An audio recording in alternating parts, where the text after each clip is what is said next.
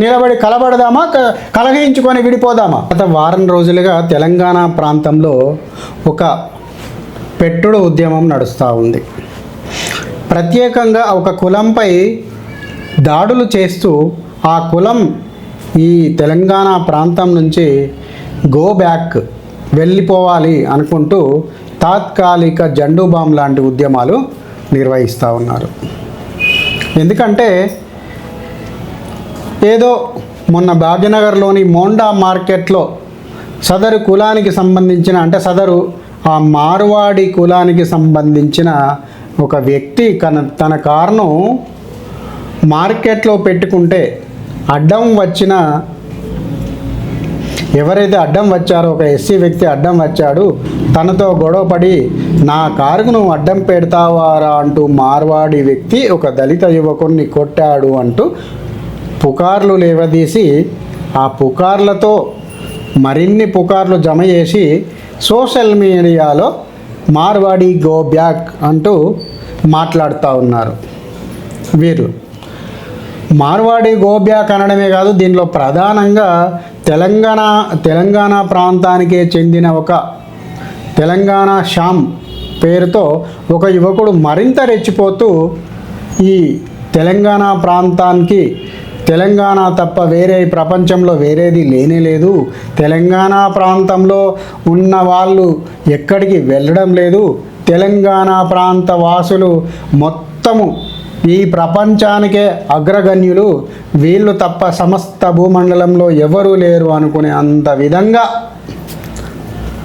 దాని ఉద్యమాన్ని పతాక స్థాయికి తీసుకుపోతూ ఏదో లేనిపోని పనికిరాని చెత్త మాటలు మాట్లాడుతూ ఆ ఉద్యమం పేరిట అదొక ఉద్యమం అనుకుంటూ ఒక ఉద్యమం అనే భ్రమలో దాన్ని సోషల్ మీడియాలో వైరల్ చేస్తున్నారు. అతనితో పాటు ఇంకో నలుగురు కూడా ఈ ఉద్యమం ఇది అసలు వాస్తవంగా ఉద్యమం కాదు, ఇదొక విపరీత ధోరణి.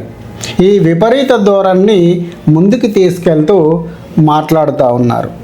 ఇవాళ ఎందుకంటే వెనకట్లెక్క కాదు, సోషల్ మీడియా, డిజిటల్ మీడియా ఈరోజు ప్రత్యేకంగా అత్యంత సామాన్యమైన కింది స్థాయి లోతట్టు వరకు వచ్చింది. ఒకప్పుడు కేవలం ప్రధాన పత్రికలైన ప్రింట్ మీడియా మాత్రమే ఉండేది. తదనంతర కాలంలో ఎలక్ట్రానిక్ మీడియా వచ్చింది. ఎలక్ట్రానిక్ మీడియాలో కూడా చాలామందికి మాట్లాడడానికి అవకాశాలు దొరకపోయేటివి.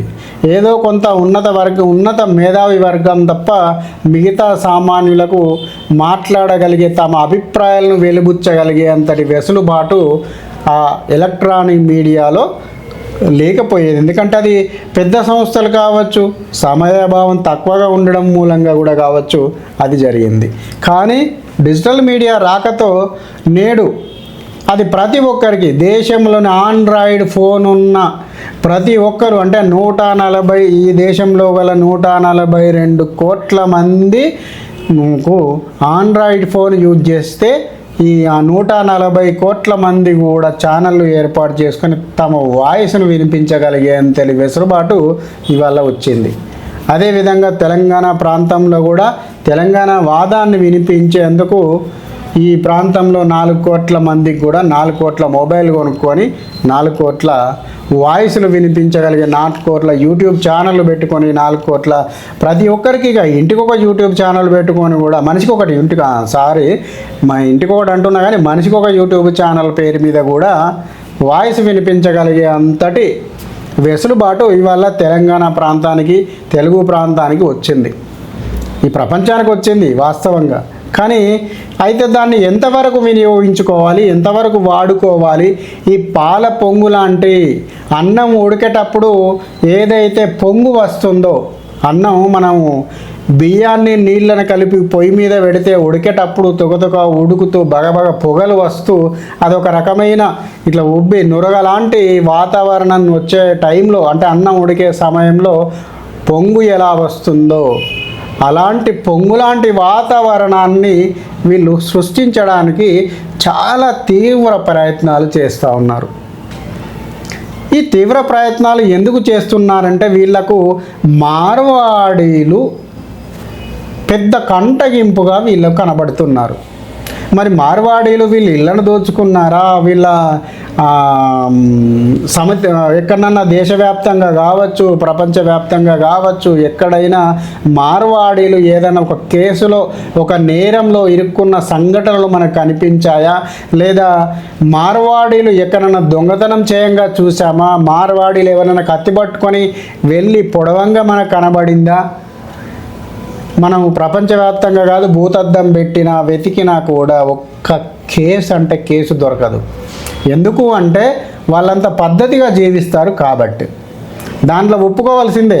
ఎవడు ఏం మాట్లాడినా కూడా ఇవాళ ఎవరిని నోటికి వచ్చింది వాడు మాట్లాడినప్పటికీ కూడా తెలంగాణ ప్రాంతంలోనే కాదు, ఇతర దేశాల్లో, ఇతర రాష్ట్రాల్లో కూడా మార్వాడీలపై నీవు భూతద్దం పెట్టినా కూడా ఒక్క కేసు దొరకదు. అలాంటి చరిత్ర మార్వాడీలది. మార్వాడీలు అంటే ఎవరో వాళ్ళు ఏ పోర్చుగీస్ నుంచో, లేకపోతే ఏ జర్మనీ నుంచో, లేకపోతే ఏ అబుదాబీ నుంచో దిగుమతైన సరిగేవి కాదు. ఈ దేశంలో పుట్టి, ఈ భరత గడ్డ మీద పుట్టి, ఈ భరత గడ్డ మీద భారత మాతను పూజించే కలిగినటువంటి సంస్కృతి, భారతీయ సంస్కృతిని మోస్తున్న ఒక వ్యాపార వర్గం వాళ్ళు ఒక వ్యాపారం అంటే వ్యాపారం ఒక్క వ్యాపారంలే కాదు, అనేక రంగాలుగా విస్తరించి వాళ్ళు ఉన్నారు. ఇవాళ అనేక రంగాలుగా విస్తరించి ఒక తెలంగాణ ప్రాంతంలోనే కాదు, ప్రపంచవ్యాప్తంగా నువ్వు ఎక్కడికి పోయినా కూడా మార్వాడి వ్యాపారం ఒక గ్రూప్ కనబడుతుంది. మీరు ఇవాళ ట్రంప్ మాట్లాడుతూ ఉన్నాడు, ఈ దేశం మన ఇండియా మీద, భారతదేశం మీద ట్రంప్ నెగిటివ్గా మాట్లాడుతూ ఉన్నాడు. అలాంటి ట్రంప్ నోటికి కళ్ళెం వేయగలిగిన శక్తి మార్వాడి యొక్క వర్గానికి ఉంది, మార్వాడి కులానికి ఉంది. అంటే వాళ్ళంతగా విస్తరించి ప్రపంచంలో ఏదో తెలంగాణ ప్రాంతంలో వచ్చి తెలంగాణ వనరులు దోచుకొని వాళ్ళు ఏదో ఇక్కడ దోపిడీ చేస్తున్నట్లుగా వీళ్ళు మాట్లాడుతూ ఉన్నారు. కానీ ఇవాళ ఇదే వ్యక్తులు కనీసము మన తెలుగు గడ్డకు ద్రోహం చేస్తున్న వ్యక్తులు ఎవరో కూడా వీళ్ళకు అర్థం కాదు. మరి తెలంగాణ ప్రజలు ఏం పాపం చేశారు? తెలంగాణ ప్రజల్ని వేరే రాష్ట్రం గుజరాత్కు వెళ్లకుండా అడ్డుకున్నారా? లేకపోతే రాజస్థాన్కి వెళ్లకుండా అడ్డుకున్నారా? లేకపోతే ఢిల్లీకి వెళ్లకుండా అడ్డుకున్నారా? వీళ్ళను తెలంగాణ ప్రజల్ని ఏ కులం అడ్డుకుంది? అది చెప్పడానికి వీళ్ళ దగ్గర సమాధానం ఉండదు. కానీ అదే సమాధానాన్ని కనుక మనం వెతుకుతే ఇవాళ ట్రంప్ నోటికి తాళం వేయగలిగే శక్తి భారతదేశంలో ఎవరికి ఉంది అంటే మార్వాడి వ్యాపార వర్గానికి ఉందని మనం ఒక్కటేసారి గంట పదంగా చీటికేసి మరి చెప్పొచ్చు. అంతటి చరిత్ర, అంతటి బలమైన నెట్వర్క్ మార్వాడీలకు ఉంది. ఓన్లీ అమెరికానే కాదు, ప్రపంచవ్యాప్తంగా ఉన్నారు వాళ్ళు వ్యాపార వర్గాల్లో. ఎందుకంటే వాళ్ళు ఒక సమిష్టిగా అదే పనిగా ఒక వ్యాపారాన్ని, ఒక ఇండస్ట్రీని డెవలప్ చేసి ఏ వస్తువు నీకు ఇప్పుడు ఏదైతే మనకు ఒక వస్తువు కోయంబత్తూరులోనో లేకపోతే ఢిల్లీలోనో ఎక్కడనో హర్యానాలోనో మనకు గురుగావ్ నుంచి ఇండస్ట్రీ వస్తుందో అక్కడి నుంచి తెచ్చే వస్తువు ధరల కంటే కూడా మార్వాడీల యొక్క ధరలు హోల్సేల్గా తక్కువగా ఉంటాయి. అట్లాంటి వెసులుబాటు ఉన్నది. ఇండస్ట్రీలో అనేక రకాలుగా పరిశ్రమలు స్థాపించారు. చిన్న డబ్బులు ఉన్నోడు పరిశ్రమ పెట్టాడు, డబ్బులు లేనోడు అక్కడున్న వస్తువులను అమ్మడం ద్వారా డెవలప్ అవుతున్నాడు. అటువంటివే కాకుండా ఇంకా డిస్ట్రిబ్యూషన్ విధానంగా కావచ్చు, లేకపోతే సేవల రంగంలో కావచ్చు, ఎక్కడ చూసుకున్నా కూడా మార్వాడీల చరిత్ర మనకు అడుగడుగున కనబడుతూ ఉంటుంది. మరి తెలంగాణ ప్రాంత చరిత్ర చూసుకుంటే ఎక్కడ కనబడుతుంది? తెలంగాణ ప్రాంతంలో చరిత్ర ఒకటే కనబడుతుంది. తాగాలి, తినాలి, ఎంజాయ్ చేయాలి. భారతదేశ వ్యాప్తంగా నీకు లిక్కర్ అమ్మకాలు ఎక్కడ ఉన్నాయంటే మొదటి స్థానం తెలంగాణ వస్తుంది. మాంసాహారం అమ్మకాలు ఎక్కడ ఉన్నాయంటే తెలంగాణ హైదరాబాద్ పట్టణం కనబడుతుంది. అంటే వీళ్ళకు తినుడు తాగుడు తప్ప వేరే వ్యాపార వర్గాలు అవసరం లేదా? ప్రభుత్వాలు ఏమైనా తెలంగాణ ప్రజలను అడ్డుకున్నాయా? లేకపోతే ఇంకేదన్నా కులం తెలంగాణ ప్రజలను వ్యాపార రంగంలోకి రానియద్దు అని చెప్పి అడ్డుకుంటున్నారా? తెలంగాణోడు మధ్యప్రదేశ్కి రావద్దని అడ్డుకుంటున్నాడా? తెలంగాణోడు బొంబాయికి రావద్దని అడ్డుకుంటున్నాడా? తెలంగాణోడు ఢిల్లీకి రావద్దని రైలోడు ట్రైన్ డిపార్ట్మెంట్కి ఇట్లా రైలు ఎక్కనియా అని భీష్మించి కూర్చుకుందా? నీ తెలంగాణ ప్రాంత ఎవడు కూడా ఢిల్లీకి రావద్దు అని చెప్పి వాడు డోర్లు వేసి కూర్చున్నాడా?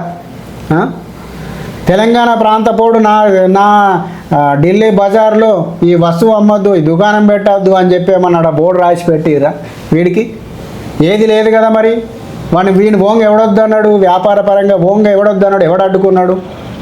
ఎవడు అడ్డుకోలేదు కదా. అట్లా లెక్క పెడితే ఇవాళ తెలంగాణ ప్రాంతంలో ప్రపంచవ్యాప్తంగా మన మెడికల్ ఉత్పత్తులు ఫార్మా రంగం ఇలా ప్రపంచవ్యాప్తంగా సెంటర్ పాయింట్ హైదరాబాదు. మరి ప్రపంచవ్యాప్తంగా సెంటర్ పాయింట్ హైదరాబాద్ ఎందుకు ఉంది? నా అమెరికా ఇంత పెద్ద దేశం ఉంది, నేను ప్రపంచాన్ని శాసిస్తున్నాను, గడగడలు ఇస్తున్నాను, నా మందులు మాత్రమే కొనాలి మీరు అని చెప్పేసి అమెరికా ఏమన్నా భీష్మించి కూర్చొని మందులు హైదరాబాద్ ఉన్న యొక్క హెటీరో మందులు కావచ్చు, ఫార్మా రంగం మందులు నుంచి పంపిస్తున్న ఎక్స్పోర్ట్ చేస్తున్న ఈ మందులను అమెరికా అడ్డుకుంటుందా, కెనడా అడ్డుకుంటుందా, జర్మనీ అడ్డుకుంటుందా, రష్యా అడ్డుకుంటుందా, జపాన్ అడ్డుకుంటుందా, చైనా అడ్డుకుంటుందా? ఏ దేశం అడ్డుకోవట్లేదు కదా. ఎవరిని సత్తా వాడు చూపిస్తున్నాడు. ఫార్మా రంగంలో ఇలా హైదరాబాద్ భారతదేశం మొత్తానికి హైదరాబాద్ గుండెకాయ లాంటి స్థానాన్ని సాధించి పెట్టుకుంది. అదేవిధంగా ఇంకా అనేక రకాలుగా ఈ దిగ్గజాలు ఉన్నారు.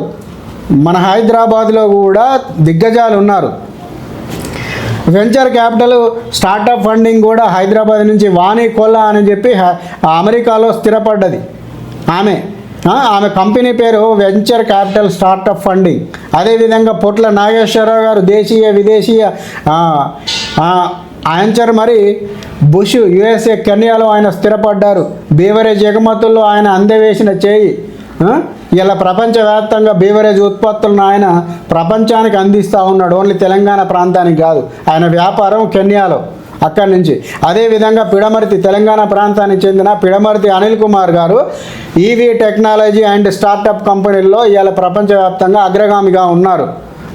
మన తెలంగాణ ప్రాంతానికి చెప్పిన మీ అందరికీ తెలిసిన మధు యాస్కి గౌడ్ నిజామాబాద్ ఎంపీ, ఆయన హైదరాబాద్లో లా ఫోరాన్ని హైదరాబాద్కు చెందిన ఈయన ఎంపీగా పనిచేసిన మధు యాస్కి గౌడ్ గారు అమెరికాలో లా ఫోరం ప్రపంచ వ్యాపార దిగ్గజాలందరికీ న్యాయ పోరాటాన్ని న్యాయ సహాయాన్ని అందించేందుకు ఒక ఫోరంను ఏర్పాటు చేసి అలా ఆయన న్యాయ సహాయాన్ని అందిస్తూ ఉన్నారు. మరి ఆయన ఎక్కడనో తెలుగు నేలలో భారతదేశంలో పుట్టి అణగారిన వర్గాలలో పుట్టి ఒక బీసీ కులంలో పుట్టి నువ్వు మా ప్రపంచానికి న్యాయ సహాయం అందిస్తావా, మా అమెరికా వస్తావా అని చెప్పి వాళ్ళు ఏమైనా ఎలగొట్టారా వాళ్ళని? ఈయనను మధు యాస్కి గౌడ్ను రానియము, ఇక్కడ లా పెట్టద్దు, మీరు లా ఫోరం ఇక్కడ సేవలు అందియద్దని చెప్పేసి అమెరికా న్యాయస్థానం కానీ అమెరికా పౌరులు కానీ అడ్డుకున్నారా? ఇవాళ తెలంగాణ ప్రాంతం నుంచి అమెరికాకు ఐటీ ఇన్ఫర్మేషన్ టెక్నాలజీ పేరు మీద లక్షలాది మంది ఇక్కడ చదువుకున్న ప్రతి ఒక్కడు, కొంచెం ఆర్థిక స్తోమత కలిగిన ప్రతి ఒక్కడు అమెరికాలో సాఫ్ట్వేర్ ఉద్యోగాల్లో స్థిరపడుతూ ఉన్నారు. లక్షలాది మంది, ఒక్కడు కాదు, ఇద్దరు కాదు. మార్వాడీలో వచ్చిన దానికంటే ఎక్కువగా కూడా ఇక్కడ నుంచి తెలంగాణ ప్రాంతం నుంచి అమెరికాకు పోయి అమెరికాలో సాఫ్ట్వేర్ ఉద్యోగాల్లో స్థిరపడుతూ ఉన్నారు. ఇవాళ మోదీజీ కనుక అమెరికాను కూడా శాసించగలిగే స్థాయికి పోయిండు అంటే మన భారతదేశంలోని తెలంగాణ ప్రాంతంలోని తెలుగు వాళ్ళ యొక్క సంఖ్యను ఆధారం చేసుకొని ఇలా అమెరికాను శాసించగలిగే స్థితిలో మనం ఉన్నాం. వాస్తవంగా ట్రంప్ ఇన్ని మాట్లాడుతూ ఉన్నాడు, నోటికొచ్చింది మాట్లాడుతూ ఉన్నాడు, కానీ ఆయన నోటికి తాళం వేయగలిగే శక్తి తెలుగు వారికి ఉంది. ఇది ఎవరికి తెలుసు? ఇది నీకు తెలుసా? నీకు తెలియకుండా ఎందుకు మాట్లాడుతూ ఉన్నావు? ఈ ఉన్నదే కొద్దిమంది హిందువులు ఎప్పుడో ఒకరోజు ఇస్లామీకరణ గురై ఎన్నడో నాడు ఇంకో 50 ఏళ్ళకో ఇంకో 10 ఏళ్ళకో 50 ఏళ్ళకో 40 ఏళ్ళకో 100 ఏళ్ళకో ఈ ప్రాంతం కూడా ఇస్లామిక్ గురయ్యే ప్రమాదం ఉందిరా దేవుడు అని ఒకవైపు మాట్లాడుతా, ఒకవైపు వీళ్ళు హిందువులు భయపడతా ఉంటే ఇదే హిందువుల్లో క్రిస్టియానిటీ మతం స్వీకరిస్తూ అదేవిధంగా ఈ కొన్న దుర్బల ఎవడో చెప్పిన మాటలను నమ్ముకొని ఎవడో చెప్పిన మాటలు విని పనికిరాని చెత్త మాటలు మాట్లాడుతూ ఇక్కడున్న మార్వాడీలో మార్వాడీలో వచ్చి ఇక్కడ ధ్వంసం చేస్తున్నారు. అవునయ్యా, మార్వాడి వస్తే ఇక్కడ ఒక షటర్ కిరాయి తీసుకున్నాడు. ఆ షటర్ కిరాయి ఎవడికి పోతుంది? తెలంగాణ ప్రాంత పనికే కదా. పోనీ ఆయన షటర్ కిరాయి తీసుకున్న తర్వాత 10 ఏళ్ళు వ్యాపారం చేసిన తర్వాత 4 రూపాయలు సంపాదించుకున్నాడు. పక్కనే ఇంకో షటర్ కొన్నాడు. ఆ డబ్బులు ఎవడికి పోయినాయి? తెలంగాణ వాడికి పోయినాయా లేకపోతే మార్వాడికి పోయినాయా? తెలంగాణ వాడే కదా భూమి అమ్మింది వానికి. ఆ భూమి అమ్మడం ద్వారా రిజిస్టర్డ్ అమ్మడం ద్వారా దాని లాభం ఎవడు తీసుకున్నాడు? తెలంగాణ వాడే కదా. ఆ తెలంగాణ కరెంట్ బిల్ ఎవడు కట్టిండు? తెలంగాణ ప్రాంతానికి కాకుండా గుజరాత్ కట్టిండా వాడు తిన్న రాజస్థాన్ తెచ్చిన పానీపూరిని లొట్టలు వేసుకుంటూ అనుకుంటూ నువ్వు తినేది తాగేది నువ్వు పొద్దున్న లేస్తే రోడ్డు మీద మనోళ్ళు చేసేది వాడిచ్చిన గుజరాత్ ఓడిచ్చిన ఫుడ్, గుజరాత్ ఓడు తినడు తాగడు, కష్టపడతాడు మంచిగా. వ్యాపారం ఎలా చేయాలి, ఒక రూపాయికి రూపాయి 100 రూపాయలు ఎలా సంపాదించాలి అనే ఆలోచన వాడికి ఉంటుంది. ఎంతసేపు మనోడికి ఏముంటుంది, తెలంగాణ ప్రాంతపోనికి ఏ రాజకీయ నాయకుడు పిలుస్తాడా, ఏ రెడ్డి పిలుస్తాడా, పొద్దుకి పోతే ఇంత కుక్క సుక్క ముక్క ఉందా నీ ఇంట్లో, సుక్క ముక్క ఉంటే చాలు వస్తా జై కొడతా నీకు, నువ్వే నా హీరోవి, నేను కాదు, నేను జీరోను. ఇది మన తెలంగాణ ప్రాంత ప్రజల వైపు. మళ్ళీ పొద్దున్న లేచి ఏదైనా పనికి వెళుద్దామంటే నేను రాను, 1000 రూపాయలు లేని నేను రాను, 1000 రూపాయలు ఇస్తే వస్తా, ముడ్డి మలుపుతా, 1000 రూపాయలు సాయంత్రం 1000 రూపాయలు చేతిలో పెట్టాలి, కోటరు చేతిలో పెట్టాలి. వాడికి ఇస్తే తప్ప 4 గంటల పని చేయడు. బెంగాల్ నుంచి 300కు నెలకు 10,000 రూపాయల జీతం ఇస్తే 12 గంటల పని చేయడానికి, అయ్యో మీరు 10,000 ఇస్తే చాలు సార్ మేము అనుకుంటూ వస్తున్నారు అస్సాం బెంగాల్ నుంచి తెలంగాణ ప్రాంతానికి.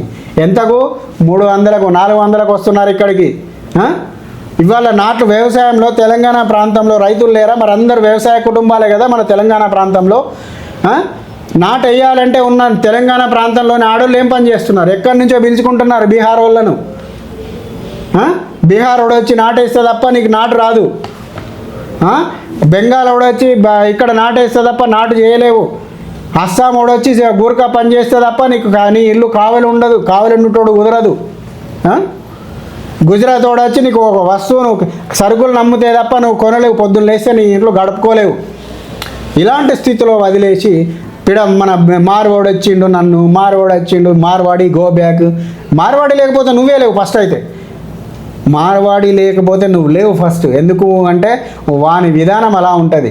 ఇవాళ నువ్వు మక్కలు అంటే నువ్వేం చేస్తావే, మక్కలు తీసుకపోయి రొట్టెలు పడతావు, అంటే పిండి కట్టించి గటక అమ్ముతావు, గటక తింటావు, అంతే తప్ప. కానీ నీ దగ్గర ఏమన్నా ఆలోచన ఉందా? తెలంగాణ ప్రాంతం దగ్గర వాడు మక్కలు ఇవ్వాలి. నీ దగ్గర ఉన్న మార్వాడి యొక్క తెలివి చూడు. నువ్వు ఒక్కసారి మక్కలు నీ దగ్గర 20 రూపాయలకు కొని 200 కిలో నీకే అమ్ముతా ఉన్నాడు వాడు. అది తెలివంటే. 20 రూపాయలకు ఉన్న మక్కలను కెలాగ్స్ కార్న్ పేరుతో తయారు చేసి వాడిని ఒక ప్రాసెసింగ్ చేసి నువ్వే మళ్ళీ వాడిని ఉరుకుపై కొనుక్కునేటట్టుగా మార్కెట్లోకి పోయి నువ్వు దుకాణంలోకి పోయినా కెలాగ్స్ ఇవ్వండి. అవి ఎంత ధర ఉన్నాయన్న చూసుడు కాదు, 200 రూపాయల కిలో 200 రూపాయల కిలో నీకే అమ్ముతా ఉన్నాడు. అట్లాంటి తెలివి నీ దగ్గర ఎందుకు ఉండదు? అట్లాంటి తెలివి నువ్వు ఎంతసేపు రోడ్డు మీద కూర్చుండాలి, ఏదో ఒక పిండి చేయాలి, రొట్టెలు అమ్మాలి, అంతే తప్ప పొద్దుగా వచ్చిన 10 రూపాయలైనా కాపాడుకొని ఆ యొక్క వ్యాపారణ విస్తరణ చేద్దామని ఆలోచన ఉండదు. 10 రూపాయలు జమ కాగానే పోవాలి, క్వార్టర్ తెచ్చుకోవాలి, ఇంత చికెన్ ముక్క తెచ్చుకోవాలి, నవలాలి, తినాలి. ఇంట్లో పెండ్లాం ఒంటి మీద కనీసం తులం బంగారం లేకుండా మంచిదే. నువ్వు చేసే పనికి ఇది. పొద్దున్న లేస్తే మాత్రం వాడిని తిట్టాలి, వీడిని తిట్టాలి, కులం పేరు మీద. పొద్దున్న లేస్తే నువ్వు అసలు మాట్లాడాల్సింది ఎవడి మీద? మయన్మార్ నుంచి ఎక్కడికో దొంగసాటుగా 100లాది లారీలలో ఆధార్ కార్డులు వీధార్ కార్డులు అన్నీ కూడా భారతీయులనే, నేను ఇక్కడనే పుట్టి పెరిగినా అన్నంత విధంగా ఎక్కడో మయన్మార్ దేశం నుంచి రోహింగ్యా మొండకొడుకులు అజకొడుకులు అందరూ వస్తూ ఉన్నారు దేశం మీదకి. ఒక్కనాడన మాట్లాడినావా? వాడు వచ్చి ఇక్కడున్న పని ఎక్కడ క్రైమ్ జరిగినా కూడా దాని మూలాలు, ఎక్కడ బాంబు వెళ్ళినా దాని మూలాలు మయన్మార్ రోహింగ్యాలకు పోతున్నాయి, పాత బస్తీలకు పోతున్నాయి. పాత బస్తీలో ఓవైసీ బ్రదర్స్ ఒక రకంగా ఆరోపణలు ఉన్నాయి. అవి నిజమా కాదా నాకు తెలియదు. కానీ అరబ్ స్టేట్ నుంచి వచ్చి ఇక్కడ స్థిరపడి హైదరాబాద్ ప్రాంతాన్నే కాదు భారతదేశాన్ని శాసిస్తున్నాడు అని చెప్పేసి ఇవాళ అంటా ఉన్నారు అందరు. మనం అందరం అంటా ఉన్నాం. ఓవైసీ బ్రదర్స్ ఇవాళ తెలంగాణ ప్రాంతాన్ని శాసిస్తున్నాడంటే ఆయన మూలాలు ఇక్కడ కాదండి, అరబ్ కంట్రీస్లో ఉన్నాయి ఆయన మూలాలని చెప్తా ఉన్నారు. అంటే అరబ్ కంట్రీస్ నుంచి వచ్చిన ఓవైసీ బ్రదర్సు ఈ అరబ్ ప్రకారంగా తెలంగాణ ప్రాంతాన్ని శాసించవచ్చు. మార్వాడి అతను మాత్రం ఇక్కడికి వచ్చి వ్యాపారం చేసుకొని, అది సక్రియాత్మకంగా వ్యాపారం చేసుకొని తన కుటుంబాలను పోషించుకోవద్దా? నోటికొచ్చే ఏది వస్తే అది మాట్లాడేనా? మొదలు మీకు దమ్ముంటే మీ దగ్గర మీ గుండెల్లో దమ్ముంటే ఆ రోహింగ్యాల గురించి మాట్లాడండి. పాకిస్తాన్ గురించి నిన్ననే కేసు అయింది కదా. ఇవాళ ఆంధ్రభూమి పేపర్లో చూడండి మీరు. పాకిస్తాన్ నుంచి వచ్చి ఇక్కడ అమ్మాయిని పెళ్లి చేసుకొని దానికి మతం మార్చి మళ్ళీ ఇంకో దాని వెంబడి దాన్ని కూడా మతం మార్చడానికి ట్రై చేస్తూ ఉంటే, కీర్తి అనే అమ్మాయిని మతం మార్చి దాన్ని కూడా మళ్ళీ దానికి ట్రై చేసి మతం మార్చడానికి ట్రై చేస్తూ ఉంటే దొరకబట్టి ఇండియాలో. పాకిస్తాన్ నుంచి ఎలా వచ్చి ఇక్కడ ఉద్యోగం పొందిండని అడిగినామని విన్నాడన్న. పాకిస్తాన్కి మనకు అసలు ఏ దేశపోవడానికి ఇక్కడికి వచ్చి స్థిరపడి ఇక్కడ అమ్మాయిని పెళ్లి చేసుకొని ఇక్కడలాగానే వ్యవహరిస్తూ ఇవాళ కేసు అయ్యేదాకా కూడా వాడు ఎక్కడోడు వాని మూలం ఎక్కడిది అన్నది తెలియలేదు ఇవాళ. రోజు పొద్దున్న లేస్తే వందలాది కేసులు బయటపడతా ఉన్నాయి. ఇంటెలిజెన్స్ వాళ్ళు, పోలీసు వాళ్ళు తలకాయ బద్దలు కొట్టుకుంటా ఉన్నారు. ఇటు పాకిస్తాన్ నుంచి, అటు ఆఫ్ఘనిస్తాన్ నుంచి, ఇటు మయన్మార్ నుంచి, బంగ్లాదేశ్ నుంచి రోజుకు వందలాది మంది వస్తూ ఉన్నారు. ఇక్కడ నేరాలలో పాల్గొంటూ ఉన్నారు. ఏడబడితే ఆడ బాంబులు పెడతా ఉన్నారు, ఏడబడితే ఆడ తుపాకులు అమ్ముతూ ఉన్నారు. వాని గురించి మాట్లాడాడు, వాడి గురించి వీనికి మాట్లాడాడు. చేత కాదు వీనికి, లేవదు. నీకు లేచిన రోజు మొదలు మాట్లాడాల్సింది అక్రమంగా నివసిస్తున్న విదేశీయుల మీద. అరే పాస్పోర్ట్ లేకుండా రారా, నువ్వు వస్తే రారా, కానీ పాస్పోర్ట్ తీసుకొని వీసా తీసుకొని రా అని మాట్లాడు. పాస్పోర్ట్ వీసా లేకుండా ఎందుకు వస్తున్నావు నా దేశం మీదకి? రావడమే కాదు, ఇక్కడ ఉన్న దొంగతనంగా ఆధార్ కార్డులు వానికి ఇస్తున్నవాడు ఎవడు? దొంగతనంగా రేషన్ ఎలా పొందుతున్నాడు, వాడికి ఇస్తున్న అధికారి ఎవడు అని మాట్లాడు. దాదాపు 6 కోట్ల మంది విదేశీయులు అక్రమంగా భారతదేశంలో నివసిస్తూ ఉంటే 6 కోట్ల మందికి బియ్యము, రేషను, బస్ పాసులు, ట్రైన్ పాసులు, వానికి ఇండ్లు, జాగలు, భూములు, కార్ఖానా ఈ ప్రభుత్వాలు దొబ్బి పెడతా ఉంటే కళ్ళు మూసుకొని వానికి లొట్టలేసుకుంటూ వాడిని సంకలేసుకొని తిరుగుతూ ఉన్నావు. వాడిని అనడానికి నీ దగ్గర మాటలు లేవు, వాడిని అనడానికి నీకు నోరు రావట్లేదు. పొద్దున్న లేవాలి, తెల్లంగిలు వేయాలి, రోడ్డు మీద పడాలి, ఆడ ఈడ వీడిని వాడిని బెదిరియాలి, 100 రూపాయలు సంపాదించాలి, పొద్దుకి వచ్చినాక మందు వేయాలి, ముక్క తినాలి, పండుకోవాలి. మనకు తెలిసింది గిది. నీ పోనీ ఇంతగా నుంచి మాట్లాడుతూ ఉన్నావు తెలంగాణ ఇప్పుడు ఆంధ్రప్రదేశ్ నీ తెలంగాణ ఉద్యమంలో నువ్వు కొట్లాడి సాధించుకున్నది ఏంటంటే తెలంగాణ ఉద్యమం. కనీసం తెలంగాణ ప్రాంతాన్ని, తెలంగాణను కాపాడుకునే ఆలోచనలను చేసినవా? తెలంగాణ ప్రాంతం పేరుతో తెలంగాణ రాష్ట్రం ఏర్పడినాక కూడా నీకు ఆంధ్ర పెత్తనం ఇక్కడి నుంచి పోలేదు. ఎన్ని కాంట్రాక్టులు తెలంగాణ ప్రాంతాలకు వచ్చినాయి మాట్లాడినావు ఎప్పుడన్నా? ఎన్ని ఉద్యోగాలు తెలంగాణ ప్రాంతం నుంచి వదిలి ఇచ్చిపెట్టి ఆంధ్రలో నిలగొట్టిరు అని అడిగినావా? ఒక్కనాడు మాట్లాడలేదు. ఇప్పటికీ కూడా నీ రియల్ ఎస్టేట్ రంగాన్ని ఇప్పటికీ కూడా నీ రియల్ ఎస్టేట్ రంగాన్ని శాసిస్తున్నది ఎవరు? ఆంధ్ర ప్రాంతానికి సంబంధించిన వ్యాపారస్తులు కాదా? నీ తెలంగాణ ప్రాంతంలో వ్యాపారం చేస్తూ తెలంగాణ ప్రాంతంలోనే ఉండి తెలంగాణలో రియల్ ఎస్టేట్ చేస్తున్న వ్యాపారులు ఎంతమంది ఉన్నారు?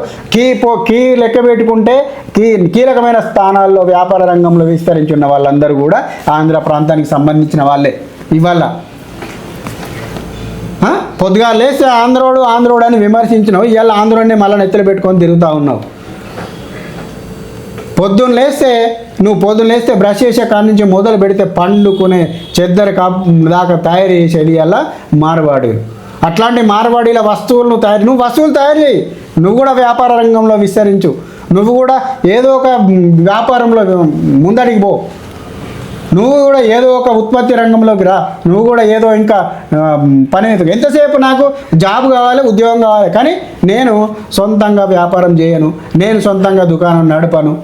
ఇంకెవడన్నా నడిపితే కూడా కాళ్ళు బట్టి గుంజుతా, నేను కాళ్ళు బట్టి గుంజుతా. అదే రకం మన మాటలు. అట్లాంటి మాటలు తప్ప ఇంకో మాట లేదు. ఎంతసేపు కూడా అదే వ్యాపారి దగ్గర, అదే మార్వాడి దగ్గర నేను చిన్న నౌకరీ చేస్తా అనుడే తప్ప మార్వాడి యొక్క మనస్తత్వాన్ని అలవరుచుకొని నేను ఒక వ్యాపారం చేస్తా, నేను ఒక కంపెనీ పెడతా, నేను ఒక వస్తువును తయారు చేస్తా, ఆ వస్తువును వ్యాపారాత్మకంగా తీర్చిదిద్ది నేను దాంట్లో లాభం సంపాదిస్తా అనే ఆలోచన ఎంతవరకు కూడా అసలు మన తెలంగాణ ప్రజల్లో 100కి కనీసం 60% కూడా లేదు, 70% కూడా లేదు. తక్కువ అంటే తక్కువ. కానీ అదే మరి ఇవాళ మనం కూడా ఎన్నో చేయొచ్చు. హైదరాబాద్లో ప్రపంచవ్యాప్తంగా ఇప్పుడు ఇవాళ తెలంగాణ ప్రాంతం కూడా ప్రపంచవ్యాప్తంగా హైటెక్ అంటే ఐటీ సర్వీసులకు పేరెన్నిక కన్నది. మరి ప్రపంచంలో ఉన్న కంపెనీలన్నీ హైదరాబాద్లో ఎందుకు పెట్టాలి? వాడు కూడా గట్టిన ఆలోచించి హైదరాబాద్కి ఎందుకు పెట్టాలి? నా దేశం కంపెనీ నా దేశంలో పెట్టుకుంటా, అమెరికాలో పెట్టుకుంటా, ఆస్ట్రేలియా పెట్టుకుంటా అని ఆలోచిస్తే నీకు ఇవాళ తెలంగాణ, ఆంధ్రప్రదేశ్, హైదరాబాద్ ఇవాళ ఇంతగానో డెవలప్ అయ్యేదా? అదేవిధంగా నీకు ఇంకా చూస్తే ఫార్మాస్యూటికల్ కూడా ఇందాక మాట్లాడుకున్నాం మనం. ఫార్మాస్యూటికల్ కూడా ప్రతి ఒక్క ప్రపంచవ్యాప్తంగా ఇవాళ నెంబర్ 1 స్థానంలో ఫార్మాస్యూటికల్ రంగం ఉంది ఇవాళ మొత్తం ప్రపంచాన్ని.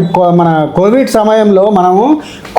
సమయంలో ఏ దేశం కూడా అప్పుడు మాట్లాడేటోళ్ళు నీ దేశం మన భారతీయుడు ఏం చేయలేదు, కేవలం ఓన్లీ కులాన్ని కనుక్కున్నాడు, కులాన్ని మాత్రమే సృష్టించిండు, కులాన్ని మాత్రమే పెంపొందించిండు అన్న భారతదేశం ప్రజలే భారతదేశం నుంచే కోవిడ్ సమయంలో కోట్లాది 700 కోట్ల ప్రజానికానికి వ్యాక్సిన్స్ ఫ్రీగా, అదేమి డబ్బులు కాదు. మునుపు ఒకప్పుడు వ్యాక్సిన్ కావాలి అని అంటే అమెరికా వన్ దగ్గర, చైనా వన్ దగ్గర ఏదైనా వ్యాక్సిన్ ఉంది అంటే ఆ వ్యాక్సిన్ కోసము ఈ దేశపోడు కాళ్ళరిగేలా తిరిగి దండాలు పెట్టి అని కాళ్ళు మొక్కి 20 ఏళ్ళు ఆగితే అప్పుడు 20 ఏళ్ళ తర్వాత, అంటే 20 ఏళ్ళు వాడు వాడుకొని 20 ఏళ్ళ తర్వాత మనకి ఇచ్చేటోడు, 20 ఏళ్ళ తర్వాత మనకి ఇచ్చేటోడు. అదివారి దాకా 20 ఏళ్ళల్లో ఇక్కడ చచ్చిపోయేటోడు ఎక్కడోడు అక్కడనే మగ్గిపోయేటోడు. బతికేటోడు ఎవడో డబ్బులు ఉన్నాడో అమెరికా తీసుకుపోయో లేకపోతే అట్లనో ఇట్లా బతికించుకునేటోడు ఆరోగ్యపరంగా తట్టుకొని. అటువంటిది ఇలా కోవిడ్ సమయంలో కోవిడ్ మహమ్మారిని ఎదుర్కోవడానికి ఇలా ప్రపంచం భారతదేశాన్ని కొనియాడుతూ ఉన్నది. కోవిడ్ సమయంలో భారతదేశమే లేకపోతే ఎన్ని కోట్లాది మంది శవాలను చూసేటోళ్ళం మేమని చెప్పేసి ఇలా భారతదేశం వైపు ప్రేమగా చూస్తూ ఉంది, అభిమానంగా చూస్తూ ఉంది భారతదేశాన్ని. అదే మందులు కావాలంటే మనం 20 ఏళ్ళు అని కాళ్ళ చుట్టూ తిరిగినాం, కాళ్ళు మొక్కుకుంటూ, అయినా ఇయ్యకపోయేటోడు. అదేవిధంగా టెక్స్టైల్ హ్యాండ్లూమ్స్ రంగంలో కూడా తెలంగాణ ప్రాంతం అత్యధిక మంచి పేరు తీసుకొచ్చింది. ఇవాళ నువ్వు ఎక్కడనో కాదు, మన తెలంగాణలోని సిరిసిల్లనే తెలంగాణ టెక్స్టైల్ పార్క్ పెడితే తెలంగాణలోని ఇప్పుడు ఏదైతే షోలాపూరు ఇవన్నీ మాట్లాడుతూ ఉంటామో షోలాపూర్లకు ధీటుగా ఇవాళ సిరిసిల్ల చేనేత వస్త్రాలు మన తెలంగాణ ప్రాంతాన్ని ఏరుతూ ఉన్నాయి. ఆ సిరిసిల్ల ప్రాంత పద్మశాలీలను అందరినీ నువ్వు పైకి తీసుకురా, వాళ్ళ గురించి మాట్లాడు. పద్మశాలీలు ప్రపంచవ్యాప్తంగా వాళ్ళ ఉత్పత్తులను అమ్ముకునే విధంగా వాళ్ళ వ్యాపార రంగాన్ని ప్రోత్సహించే ప్రయత్నం చేయి. సిరిసిల్లను తీసుకపో, బ్రాండ్ అంబాసిడర్ చేయి, ప్రభుత్వాలతో మాట్లాడు, కొట్లాడు. నా సిరిసిల్లను దేశమంతా విస్తరించమని, నా సిరిసిల్లలో ఉన్న చేనేత వస్త్రాలను ఏదో రకంగా దేశమంతా విస్తరించే ప్రయత్నం చేయని మాట్లాడు. అటువంటప్పుడు నీ మార్వాడి షాప్లో చీరలు అమ్మడు.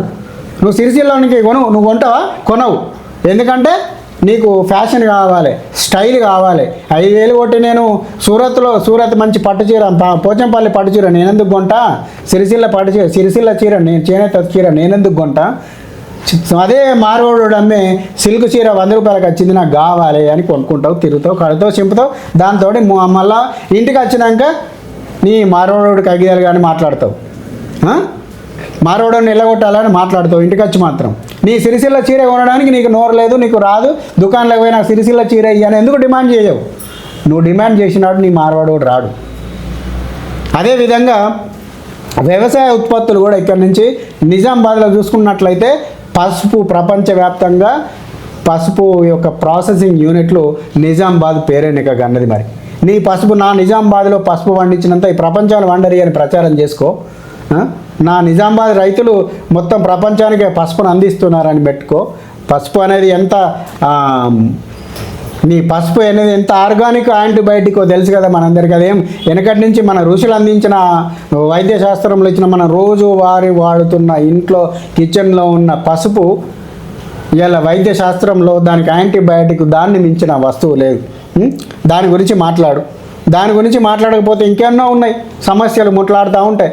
ముందుగా నువ్వు ఫస్ట్ చేయాల్సింది నా దేశంలోకి అక్రమంగా జొరబడుతున్న మయన్మార్ రోహింగ్యాలు, బంగ్లాదేశీ తుర్కోళ్ళు అని మాట్లాడు. వాళ్ళు వచ్చి ఇక్కడ నా హిందూ స్త్రీలు హిందూ పేర్లు పెట్టుకొని ఇంకా ఏర్పడకుండా హిందూ పేర్లు పెట్టుకొని, హిందువులు అంటే హిందూ పేరు ఉంటే ఎవడు దొరకబట్టడు, హిందూ పేరుంటే మంచిగా జనాల్లో కలిసిపోవచ్చు అని చెప్పి హిందూ పేర్లు పెట్టుకొని నా హిందూ ఆడపడుచులను లవ్ పేరుతో ప్రేమ పేరుతో లోబరుచుకొని మోసం చేసి తర్వాత వాళ్ళను నేను హిందువుని కాదు, నిన్ను ప్రేమించడానికే నేను ముస్లింను, కానీ వచ్చిన నువ్వు మాత్రం మరి హిందూ నుంచి ముస్లింలకు మారు అని చెప్పి నా హిందూ ఆడపడుతులను మారుస్తూ ఉన్నారు. దాని గురించి మాట్లాడు. ఎందుకు మతం మారుస్తూ ఉన్నారు? ఇవాళ కాశ్మీర్ పోయింది, అస్సాం పోయింది, మైనారిటీ పరంగా మలబార్ పోయింది. హైదరాబాద్లో కూడా నీకు ఇంత చేసినా కూడా 50% నీకు ముస్లిం వర్గం పెరిగిపోయింది. ముస్లింలు పెరిగితే తప్పేంది అని అనొచ్చు. ముస్లింలు పెరుగుతూ ఉంటే నీకు ఎంతమంది పెరుగుతూ ఉంటే మైనారిటీ వాళ్ళ వర్గం ఎంత పెరుగుతా అంతా ఈ ప్రాంతం నాది అంటారు. నువ్వు మరి పాత బస్తీలో ముస్లింలంతా ఇండియా వాళ్ళే కదా, పాత బస్తీలో నువ్వు గెలవగలుగుతావా? ఓవైసీని ఓడించి నువ్వు ఒక హిందువుగా నువ్వు అక్కడ గెలవగలుగుతావా? నీకు ఆ సంఖ్యాబలం ఉందా? మరి ఎందుకేరు నీకు అట్లా టీఆర్ఎస్ ఎందుకు గెలవది, కాంగ్రెస్ ఎందుకు గెలవది పాత బస్తీలో ఇన్ని 75 సంవత్సరాలుగా? దాదాపు ఓవైసీలు వచ్చిన కాడి నుంచి కూడా 45 సంవత్సరాలుగా కూడా ఆడ కనీసం కార్పొరేటర్ కూడా వేరే పార్టీ గెలుస్తలేదు. ఎందుకు గెలుస్తలేదు? మరి అదే ముస్లిము నిజామాబాద్లో సలీం బీఆర్ఎస్ పార్టీ తరఫున సలీం గెలిచాడు కదా, మరి ఎందుకు గెలిచాడు? తెలంగాణ హిందువులలో ముస్లిం ఎంపీగా గెలిచాడు, ఎమ్మెల్యే గెలిచారు. మరి అదే ముస్లిం ప్రాంతాల్లో హిందువులు ఎందుకు గెలవరు? ఎందుకు మాట్లాడతలేవు ఆ మాట? ప్రతిదీ మాట్లాడాలి. సమానత్వం అన్నప్పుడు భారతీయ రాజ్యాంగ పరంగా నీకు ఏదైతే రాజ్యాంగం ఎస్సీ ఎస్టీ బీసీ సమానం అనుకుంటూ మాట్లాడి అగ్రవర్ణాలు వేరే అని చెప్పేసి నీకు ఏదైతే ఆలోచన వచ్చిందో, అగ్రవర్ణాలు బిగ్రవర్ణాలు కాదురా బాబు. నిన్ను ఫస్ట్ నువ్వు ఆలోచించింది కూడా నేను ఒక అగ్రవర్గానికి చెందిన ప్రజల్ని, నేనేం సామాన్యుని కాదని ఆలోచన తెచ్చుకో. నువ్వు కూడా తెచ్చుకొని మంచిగా సమాజంలో కలిసే ప్రయత్నం చేయి, సమాజాన్ని కలిపే ప్రయత్నం చేయి. ఈ సమాజంలో భారతీయులంతా ఒక్కటే, ఎవరికెవడు వేరే కాదు, అందరం సమానమే. మంచిగా కలిసి పని చేసుకుందాం, కలిసి డెవలప్ చేసుకుందాం, కలిసి ఉద్యమం చేద్దాం, కలిసి ఒక శత్రువును ఎదుర్కొందాం. బహిరంగంగా ఎదిరించే శత్రువు ఇవాళ మనలో మనకే ఇంటి శత్రువును ఎవడిది ఎట్లా, ఇంటి దొంగని ఈశ్వరుడైనా పట్టాడైనట్టుగా ఇంటి దొంగలు లాంటి వాళ్ళంతా ఈ ఇంటి దొంగలు ఏం చేయాలనేది కూడా ఆలోచన చేయి. ఒక రకంగా ఆలోచిస్తే మీరందరూ కూడా ఇంటి దొంగలే. ఇంటి దొంగలు ఈశ్వరుడైనా పట్టలేడు అనేది ఒక సామెత ఉంది. అంటే ఇప్పుడు ఇళ్ళనే ఉంటూ ఇక్కడనే ఉంటూ ఇక్కడోనికే నువ్వు పుల్లలు పెట్టుకుంటా, వీపుల పొంటి పిల్లల పొంటి కాల్చుకుంటా ఏరుతా ఉన్నావు. అది సమాజం ఖచ్చితంగా చూస్తూ ఉంటుంది. ఎవరు ఏం మాట్లాడుతావు, ఇదేమి నువ్వు మాట్లాడినంత మాత్రాన మార్వాడు ఉద్యమం ఇవ్వాలను ఏదో అదొక ఉద్యమ రూపం దాలుస్తుందేమో అని చెప్పి నువ్వు చిన్నగా ఒక చీపురు పుల్ల లాంటి వ్యక్తులు ఒకరివే కాదు, నీ వెనక ఉన్నారు ఓ 10 మంది లాంటి వాళ్ళు, ఒక 10 మంది ఉండొచ్చు. ఈ 10 మంది మాట్లాడినంత మాత్రాన అది నువ్వు ఒక ఉద్యమం రూపం దాలుస్తుంది అనడం నీ అవివేకం, నీ యొక్క తెలివి తక్కువతనానికి నిదర్శనం. పాలపొంగు లాంటి మాటలను తీసుకుపోయి చల్లారిన తర్వాత నువ్వు అవే పాలలో షుగర్ వేసుకొని తాగి నా ఆరోగ్యం కాపాడుకోవడానికి ఎలా ప్రయత్నం చేస్తావో ఇప్పుడు కూడా ఇదే. నీ కుటుంబం బ్రతకడానికి నువ్వు మళ్ళీ పొద్దున్న లేస్తే మారవడం దగ్గరికి పోవాల్సిందే. నువ్వు మారవడాన్ని ఎదుర్కోవాలన్నప్పుడు నువ్వు కూడా మారవడంలాగా ఆలోచించు. ఆ మార్వాడి వ్యక్తిలాగా నీ పని చూపించుకో. ఆ మార్వాడి వ్యక్తిలాగా నీ యొక్క వ్యాపారాన్ని మెలకువలు నేర్చుకో. నిన్ను వ్యాపారం చేయంగా ఎవడూ వద్దనలేడు. నీ తెలంగాణలో వ్యాపారం చేయొద్దని లేదు. తెలంగాణలో హిందువుల్లోని ఏ కుమ్మరి కమ్మరి చాలా పద్మశాలి ఏ ఒక్క కులాన్ని కూడా నువ్వు వ్యాపారం చేయొద్దు అని చెప్పి ఎవరు మాట్లాడలే. ఇవాళ ముస్లింలు నాయ బ్రాహ్మణుల పుట్టగొడతా ఉన్నారు. ఎక్కడ పడితే అక్కడ సెలూన్లు పెడతా ఉన్నారు. సెలూన్లు పెట్టి నాయి బ్రాహ్మణులకు ఉపాధి లేకుండా చేస్తూ ఉన్నారు. రేపు రాబోయే కాలంలో ఇవాళ ఏ టాటా బిర్లానో లేకపోతే అదాని అంబానీ లాంటి వ్యక్తులు ప్రభుత్వానికి ఇలా మోడీ ఉన్నాడు కాబట్టి మోడీ మీద మాట్లాడతారు. రేపు కాంగ్రెస్ గవర్నమెంట్ వచ్చిన తర్వాత, కాంగ్రెస్ మరేదో గవర్నమెంట్ వచ్చిన తర్వాత వాడికి 1,00,000 కోట్లు లంచం బారేసి ఈ మొత్తం దేశంలో నేను నాయి బ్రాహ్మణం సెలూన్లను పెడతాను, హెయిర్ కటింగ్ సెలూన్లను పెడతా అంటే పర్మిషన్ ఇవ్వని ప్రభుత్వం ఉంటుందా? మొత్తం దేశవ్యాప్తంగా ఇదివరకు ఒకసారి రిలయన్స్ పెడితే అప్పుడు కొంత సమాజం వ్యతిరేకత మీద ఆగిపోయింది. ఇప్పుడు అదే ఎంత సమాజం ఆగబట్టినా కూడా ఇవాళ నాయి బ్రాహ్మణుల పొట్ట కొడుతూ ముస్లింలు సెలూన్లు పెడతా ఉన్నారు. బార్బర్ షాపులు ఎక్కడ పెడితే అక్కడ ముస్లింలు మాట్లాడుతూ ఉన్నారు. అది కులానికి సంబంధించిన అంశం. అది దాని గురించి మాట్లాడవు నీ వల్ల కాదు. మరి నాయి బ్రాహ్మణుల పొట్ట కొడుతూ నాయి బ్రాహ్మణులు చేసినట్టు మరి ఈయన పోయి ఇదే ముస్లిం బార్బరు పోయి ఏదన్నా ఒక కర్మకాండలకు సంబంధించిన అంశాన్ని నేను తీసుకుంటాడా? మైలపోలు పోస్తాడా?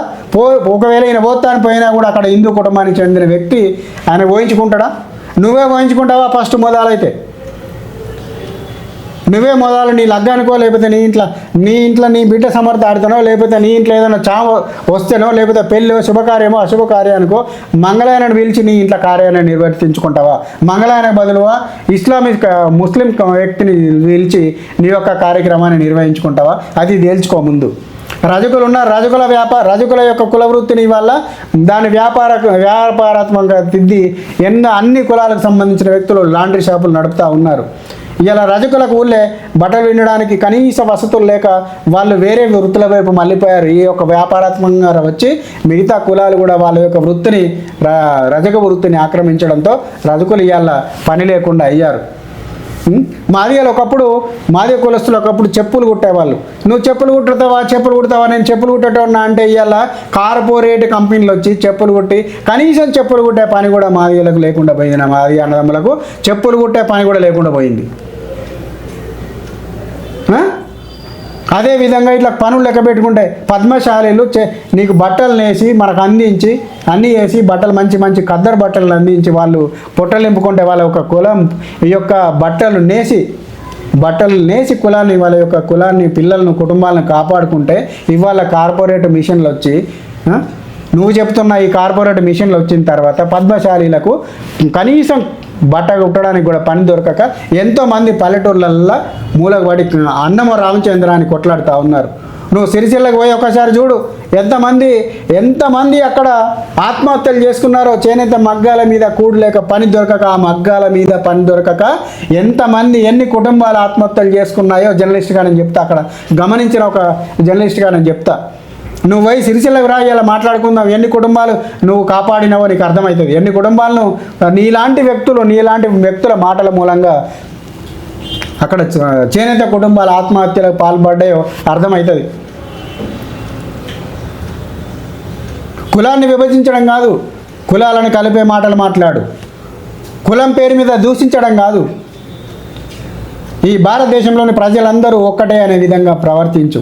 అదేవిధంగా మాట్లాడు. రాజ్యాంగ సూత్రం ఏదైతే ఉందో నువ్వు బడికి పోయే రోజు మొదటి గంటలో మొదటి నిమిషంలో చేసే ప్రేయర్ ఏదైతే ఉందో భారతీయులందరూ నా సహోదరులే అని ఏదైతే నువ్వు ప్రేయర్ చేస్తూ ఉన్నావో రాజ్యాంగాన్ని కట్టుబడి ఆ ప్రేయర్ను విలువిచ్చి నా భారతీయ సహోదరులందరూ కూడా సమానమే, నేను మనుషులందరినీ సమానంగానే చూస్తాను. కులం అన్నది మనం ఏర్పరచుకున్న అంశము. కులాలు లేవా? వేరే మతాల్లో కులాలు లేవా? వర్గాలు లేవా?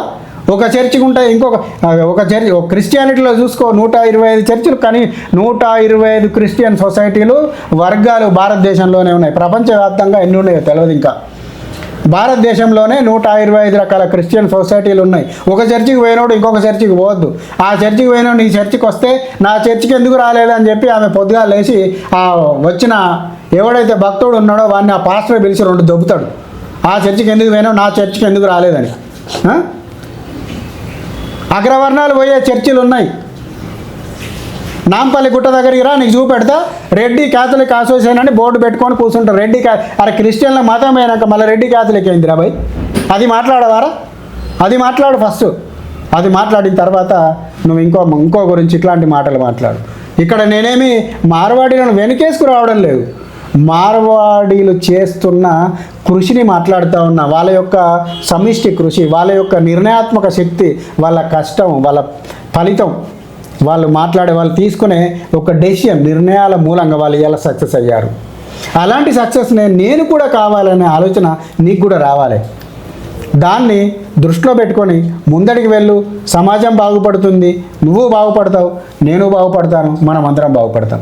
అంతే తప్ప కానీ వాడు వేరే నువ్వు వేరే నేను వేరే అంటే మనం నలుగురం కొట్లాడుకుంటే 5వ వాడు అమెరికా వాడు వచ్చి నీ దేశంలో ఇప్పుడు వ్యవసాయం చేయడానికి ఇప్పుడు వానికి కావాలంట భూములు, భారతదేశంలోని భూములు వ్యవసాయానికి కావాలంట. అది మాట్లాడతలేడు.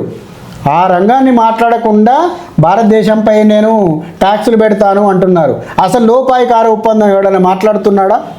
భారతదేశం మీద ఉన్న వ్యవసాయ భూములు కార్పొరేట్ కంపెనీలకు కావాలంటే ఇప్పుడు ఇవాళ పంజాబ్ మొన్న రైతు ఉద్యమం జరిగింది. రైతుల నుంచైనా కొట్టారంటారు. పంజాబ్లో ఉన్న రైతులు ఏదైతే నల్ల చట్టాలని మాట్లాడారో నరేంద్ర మోదీ గారు తీసుకొచ్చిన ఏ రైతు ఎక్కడ తనకు ధర లభిస్తే అక్కడనే అమ్ముకోవచ్చు అనే చట్టాన్ని తీసుకురావడం వల్ల ఎంత ఉపయోగం ఉండే తెలిసి అలా అసలు ఆ చట్టం ఉపయోగపడుతున్నదే. అంటే చట్టం లేకున్నా కూడా ఆ చట్టం లాంటి ఆలోచనలు ఉపయోగించుకుంటున్నది ఇవాళ పంజాబ్ రాష్ట్రంలో మనకి తెలంగాణ ప్రాంతంలో నీ ఎకరంలో వడ్లు పండిన వడ్లును ఎవడొచ్చి కొనుక్కపోతాడా? ఎఫ్ఐ రావాలి, గోనెసంచి ఇవ్వాలి, నాకు పరదా ఇవ్వాలి, తడిచిపోతే కావచ్చు అనుకుంటా నువ్వు కేవలం గవర్నమెంట్ ప్రభుత్వం వైపే చూస్తూ ఉంటావు. కానీ అక్కడ ప్రభుత్వం కంటే ముందు ప్రైవేట్ వ్యాపారస్తులే రైతుల దగ్గర ప్రభుత్వం కంటే ఇంకో 100 రూపాయలు ఎక్కువిచ్చి కొని ప్రాసెసింగ్ చేసి వాటిని అమ్ముతారు. మరి సక్సెస్ అయ్యారు. కానీ అదే చట్టాలను దేశవ్యాప్తంగా ప్రయోగిస్తామంటే మాత్రము ఇలా దేశాన్ని మొత్తం తప్పుదారి పట్టించి అడ్డుకునే ప్రయత్నం చేశారు. ఎన్నడన్నా పంజాబ్ వెళ్ళి పంజాబ్ రైతులు ఏం చేస్తున్నారో ఆలోచించినవా? నువ్వు హైదరాబాద్లో కూర్చోండి, ఇక్కడనే ఉండి సోషల్ మీడియాలో 10 మందిని ముందటేసుకొని 10 ఛానళ్ళలో వాడట్లా వీడిట్లా ఈ కులం అట్లా బ్రాహ్మణుడు అట్లా కోంటోడు ఇట్లా కర్మరోడు ఇట్లా అని మాట్లాడుతూ ఉంటే అది సరైన పద్ధతి కాదు, సరైన లక్షణము కాదు. ఇకనైనా సమాజాన్ని కలిపే ప్రయత్నం చేద్దాం, ఈ సమాజాన్ని కల్పిస్తాం. ప్రపంచవ్యాప్తంగా ఇవాళ భారతదేశం కూడా ఒక నిర్ణయాత్మక శక్తిగా ఎదిగేందుకు మనవంతు కృషి చేద్దాం. లేకపోతే ఇవాళ ప్రపంచ రాజకీయాల్లో భారతదేశం కూడా ఎక్కడో గాలికి కొట్టుకుపోయే పరిస్థితి దాపురించక మానదు. అట్లాంటి సందర్భాలు ఇవాళ అమెరికా ఇన్ని సుంకాలు పెడతా ఉంది. అమెరికా 125% పెంచుతా, నేను 100% పెంచుతారా? పొద్దుగా లేస్తే ట్రంప్ మాట్లాడుతూ ఉన్నాడు. ఎందుకు మాట్లాడుతూ ఉన్నాడు? దాని దగ్గర డబ్బులు ఉన్నాయి కాబట్టి మాట్లాడుతూ ఉన్నాడు. వ్యాపారానికి ఒక కేంద్రం అయింది కాబట్టి మాట్లాడుతూ ఉన్నాడు. ఆ స్థాయికి మనం పోవద్దా? ఇవాళ 4వ స్థాయికి వచ్చినాం. 4వ స్థాయికి రావడంతో ట్రంప్ లాంటి వాడి చేత అక్కడ ఉన్న కార్పొరేట్ కంపెనీలు ఇలాంటి 125 ట్యాక్స్ పెడతా, అట్లా పెడతా, ఇట్లా పెడతా అని మాట్లాడుతూ ఉన్నాయి. ఒకవేళ ఆ ట్యాక్స్ పెంచితే ఎవరికి నష్టం? భారతదేశానికి నష్టం కాదా? అంటే భారతదేశం ఆర్థికంగా నష్టపోయే ప్రయత్నాలు కావా ఇవన్నీ? సంఘటితంగా మనం లేకపోతే ఇవాళ ప్రపంచంలో ఈ దేశాలన్నీ కూడా కార్పొరేట్ కంపెనీలన్నీ కూడా భారతదేశాన్ని అనదొక్కడానికి చేస్తున్న ప్రయత్నంలో భాగం కావా? అందులో మనం భాగం అయిదామా? నిలబడి కలబడదామా? కలహించుకొని విడిపోదామా? జై హింద్, భారత్ మాతాకి జై.